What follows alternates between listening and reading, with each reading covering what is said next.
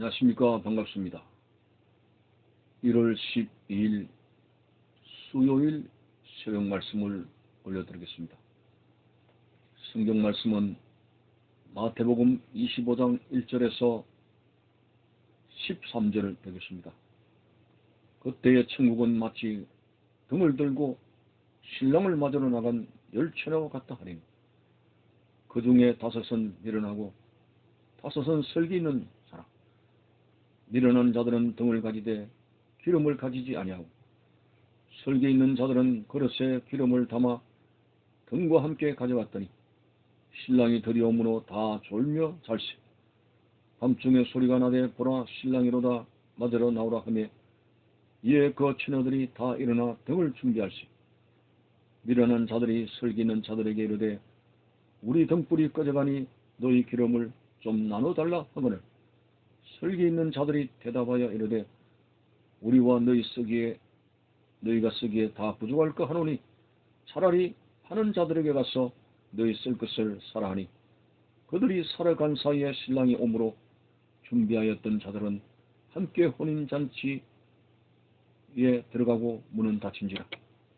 그 후에 남은 처녀들이 와서 이르되 주여 주여 우리에게 열어주소서. 대답하여 이르되 진실로 너희에게 이르노니 내가 너희를 알지 못하노라 하였느니라.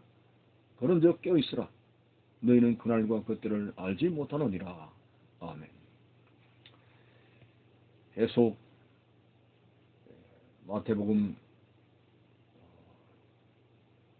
20장 이후로 그리스도의 종말에 대해서 말씀하고 있습니다.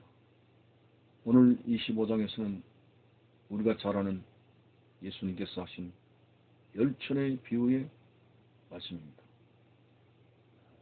자세하게 설명을 해보면은 5 처녀들은 기름을 넉넉하게 준비한 처녀들이었습니다. 이 처녀를 오늘 비유해서 지혜로운 5 처녀다 이렇게 말합니다. 그러나 5 처녀는 대충 신랑이 어느 때쯤 오실 것이다 하고 하고서 그 시간에 맞춘 기름만 가지고 있는 그런 5 처녀를 미련한 5 처녀라고 말씀합니다. 왜 그런가 하니까 오늘 본문에서 신랑은 처녀들이 생각하는 시간의 시점을 훨씬 지나서 더디 오셨기 때문에 그렇습니다. 그래서 기름을 딸막하게 준비한 그런 5 처녀들은 기름이 다 떨어져서 기름을 사러 간 사이에 이제 신랑이 오므로 지혜로운 5 처녀, 넉넉한 기름을 준비하며 등불을 피운 그런 자들만 신랑과 함께 잔치 자리에 들어가게 되었습니다. 나중에 기름을 사가지고 온 5 처녀들은 닫힌 문에 대해서 열어달라고 했지만은 신랑은 말합니다. 내가 너희들을 알지 못한다라고 했습니다. 자, 오늘 지혜로운 5 처녀와 미련한 5 처녀들의 의미가 무엇일까요? 종말론적인 의미가 무엇일까요? 한번 들여다보면은 이 10 처녀들은 모두가 기름을 다 준비한, 한마디로 신앙적으로 말하면 다 교회 나가는 사람들입니다. 크리스천입니다. 그래서 오늘 이 본문 말씀은 불신자들에 관한 경고의 말씀이 아니라 예수님을 믿노라 하면서 교회 나가는 신자들을 향한 말씀이 됩니다. 그래서 지혜로운 5 처녀와 미련한 5 처녀가 나누어지는 것처럼 오늘 교회 안에도 주님 앞에 주님께서 재림하실 때 온전히 주님 앞에 설 수 있는 사람이 있는가 하면은 전혀 혼인잔치에 예수 그리스도의 재림의 날에 그리스도의 재림에 휴거되지 못하는, 주님 앞에 서지 못하는 교인들도 있다 하는 것이 됩니다. 그렇다면 어떤 사람이 올라가게 되고 어떤 사람이 구원받지 못하게 되는가 하는 기준은 기름입니다. 그렇다면 우리가 성경적으로 이 기름이 어떤 것을 말하는 것인가? 신학자들의 견해를 들어보면 여러 가지 설이 있습니다. 성령의 기름, 믿음의 기름, 기도의 기름, 여러 가지 표현을 합니다만 그것을 다 우리가 적용한다 해도 중요한 것은 영적으로 언제나 깨어있는 준비된 자세를 말하는 것입니다. 하나님의 말씀대로 순종하여 늘 성령의 충만한 생활을 받는 것과 그래서 쉬지 않고 계속적으로 기도하는 생활과 그리고서 흔들리지 않는 견고한 믿음을 준비하는 생활로 믿음의 기름, 기도의 기름, 성령의 기름 복합적으로 항상 영적으로 껴있는 신앙생활을 말하는 것입니다. 그래서 이 전혀 미련한 다섯처녀들은 전혀 이런 것에 대해서 영적으로 껴있지 못하고 준비되지 못한 사람들, 그리스도인들이라 하면서도 뭔가 회개하며 주님 앞에 설 수 있는 그런 준비를 하지 아니하고 너무 세상 살기에 바쁘고 그런 어떤 세속화의 흐름에 빠져서 전혀 예수 그리스도의 재림에 대해서 확실하게 준비된 생활이 없는 그런 미련한 다섯처녀들, 오늘 그렇게 이야기하고 있는 것입니다.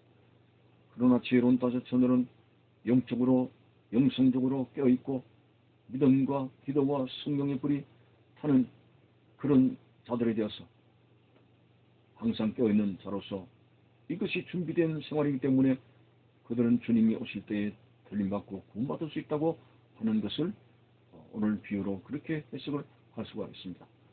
그래서 오늘 이 하반절에 보면은 그런즉 깨어있으라 너희는 그날과 그때를 알지 못하느니라. 그렇습니다. 우리가 주님께서 언제 재림하시는지 그것은 우리가 알 권한이 아닙니다.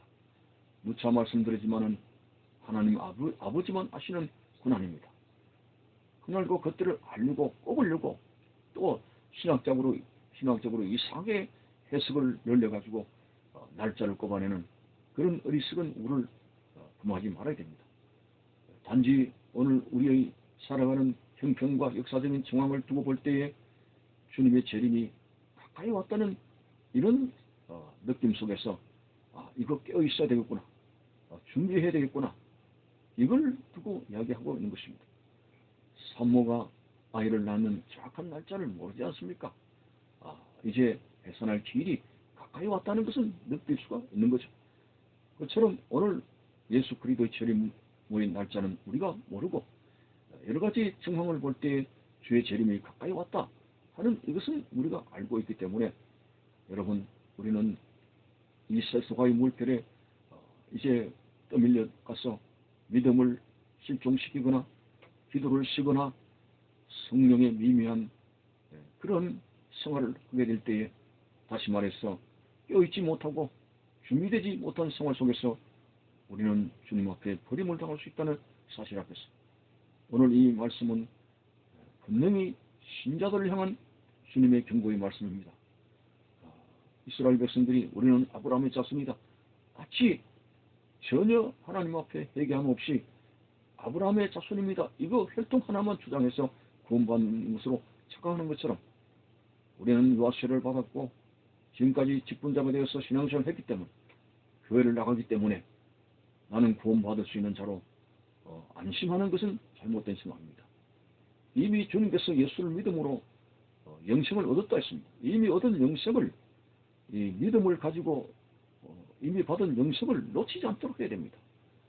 다시 말해서 우리가 영생 얻는 이 믿음이 변질이 올 수 있다는 걸 항상 여지에 둬야 됩니다. 오늘 우리들이 세속화의 물결에 믿음을 잃어버리게 되고 정말 믿노라 하면서 주여 주여 하면서도 세상 콩밭에 가 있는 그런 상황 속에서 믿음의 변질이 올 수가 있습니다. 믿음의 변질이 여러 가지 탐욕과 세상을 사랑하는 것과 그리고 우상 숭배와 교만한 것으로 나타날 수가 있기 때문에 이런 생활에 빠지지 않겠어 우리는 항상 정신을 차리고 깨어있는 그런 넉넉한 기름을 준비하는 생활, 기도와 말씀 충만과 성령 충만의 기름을 늘 준비해서 어느 때에 주님이 오시더라도 주님 앞에 설 수 있는 그런 구원받을 수 있는 믿음의 사람이 되도록 우리는 애를 써야 된다고 하는 것입니다.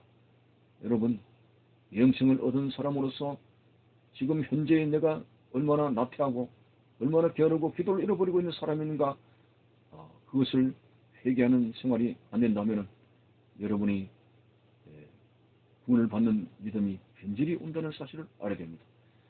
주 예수를 믿어라 그리하면 너와 내 집이 구원을 얻으리라 해서 예수님 믿음으로 영생을 받지만은 그 영생 없는 믿음이 야고보서에 지적한 대로 그 믿음에 합당한 행동이 따르지 아니하므로 그 믿음의 변질을 가져올 수가 있습니다. 야고보서가 말한 행함을 강조하는 것은 로마서의 믿음을 강조하는 것과 상치하는 내용이 아닙니다. 똑같은 믿음에 관한 말씀입니다. 단지 야고보서 저는 말만 가지고 주여 주여 하는 것이 아니라 그 주님을 믿습니다에 해당하는 거기에 합당한 행위를 가지라. 도덕적으로 예수 믿는 믿음을 제외하고 도덕적으로 윤리적인 행함이 아니라 우리가 주님을 믿는 그 믿음에 합당한 행위를 가지라고 하는 것입니다. 다시 말해서 깨어있고 기도하고 영성적으로 깨어있고 말씀 충만한 그런 생활이 바로 지혜로운 다섯처럼 넉넉한 기름을 준비하는 생활이므로 어느 때 주님 오시는지 모르지만 주님의 때가 가까이 온 줄 알고 늘 깨어서 항상 이렇게 영성적으로 준비된 생활이 있으시기를 바라는 것입니다. 감사합니다.